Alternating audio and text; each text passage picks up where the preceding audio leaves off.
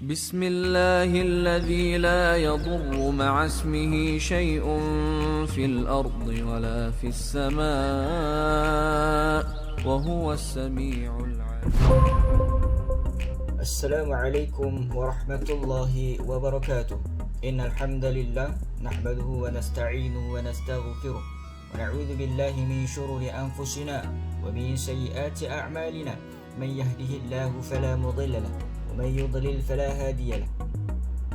أشهد أن لا إله إلا الله وحده لا شريك له وأشهد أن محمدا عبده ورسوله. أما بعد. Baiklah para pelajar tahun 6 sekalian, kita akan menyambung pembelajaran kita dalam subjek Tauhid pada tajuk khurafat pada muka surat 36 daripada buku teks.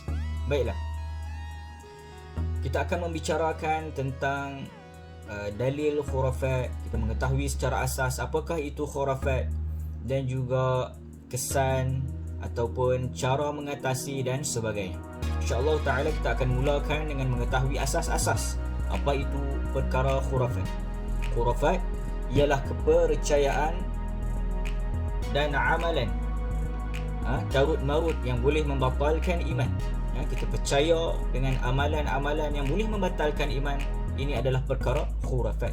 Contohnya seperti percaya apabila burung gagak berbunyi di atas bumbung rumah, itu menandakan ada ahli keluarga yang akan meninggal dunia.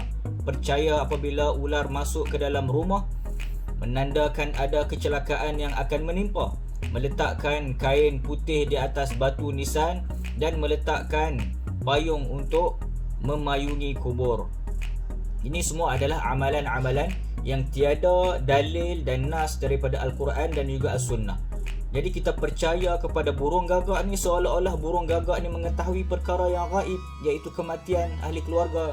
Sebelum ni kita telah belajar tentang perkara sam'iyat, perkara ghaibiyat.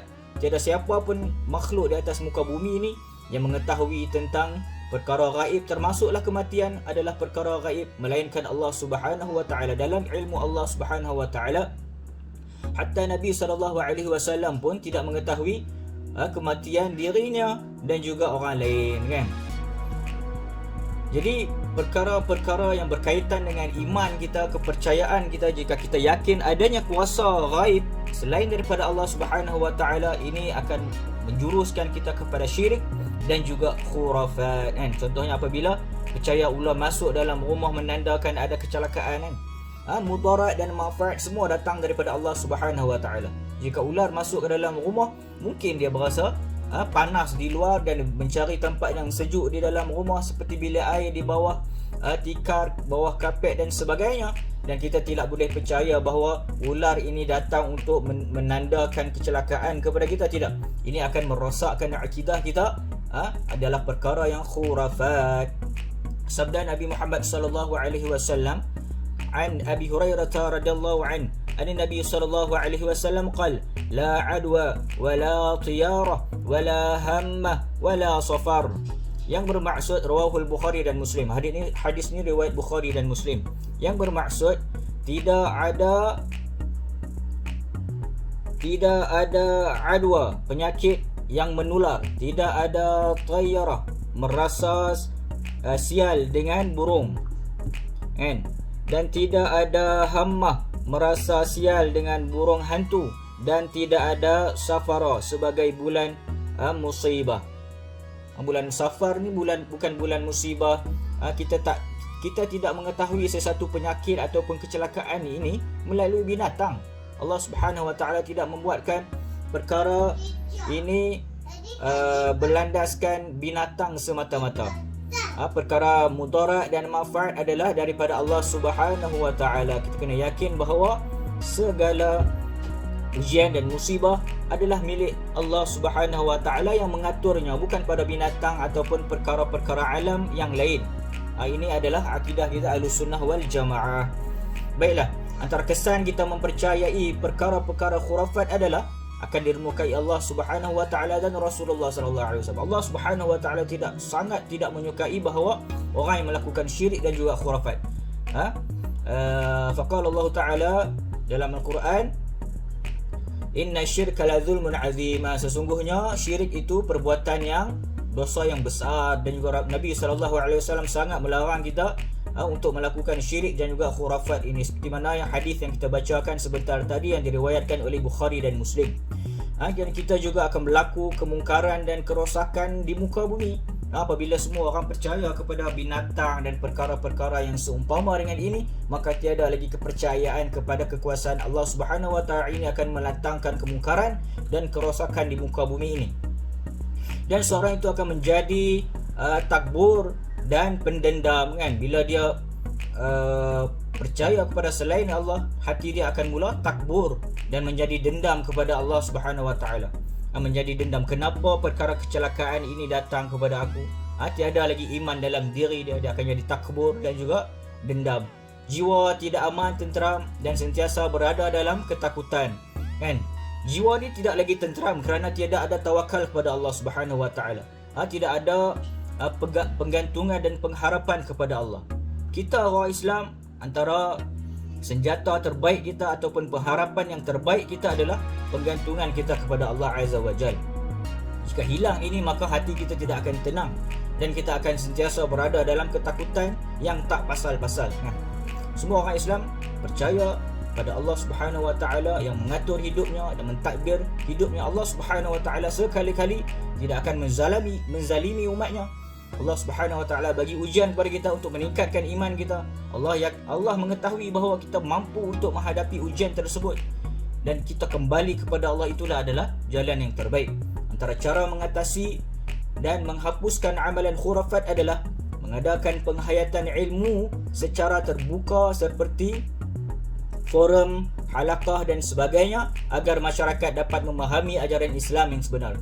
Seperti mana yang kita lakukan hari ini, kita belajar, kita menimba ilmu untuk mengetahui, membezakan antara iman dan syirik, antara perkara khurafat yang perlu kita jauhkan dan kita tinggalkan.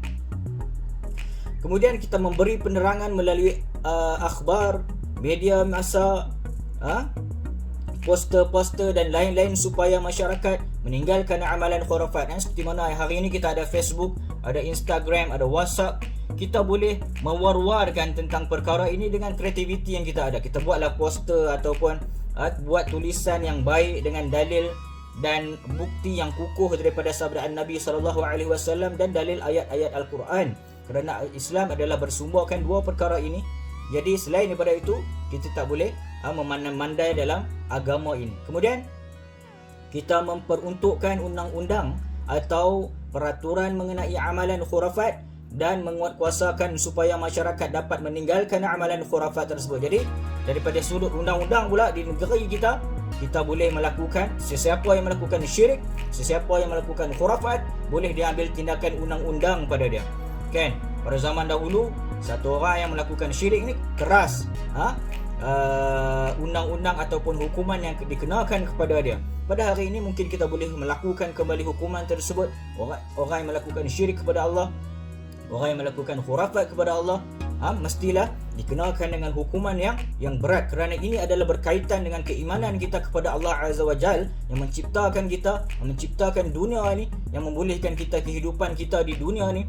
Jadi untuk melestarikan, mengamankan kehidupan kita di dunia ni, hendaklah kita bergantung harap hanya kepada Allah Subhanahu Wa Taala dan memerangi orang yang memerangi Allah Subhanahu Wa Taala seperti orang yang melakukan syirik dan juga khurafat ini.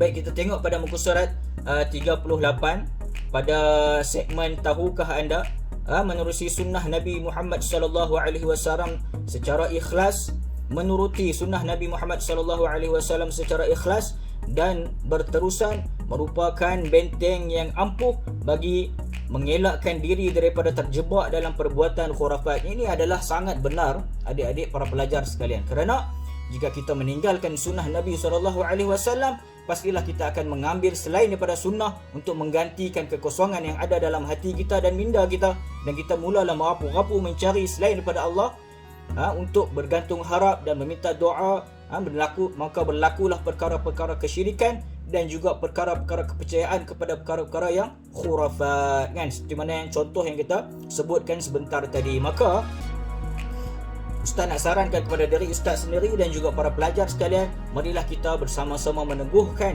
keimanan kita kepada Allah Azza wa Jal, semata-mata bergantungan harap kita kepada Allah Subhanahu wa taala, permohonan bantuan kita hanya kepada Allah Subhanahu wa taala.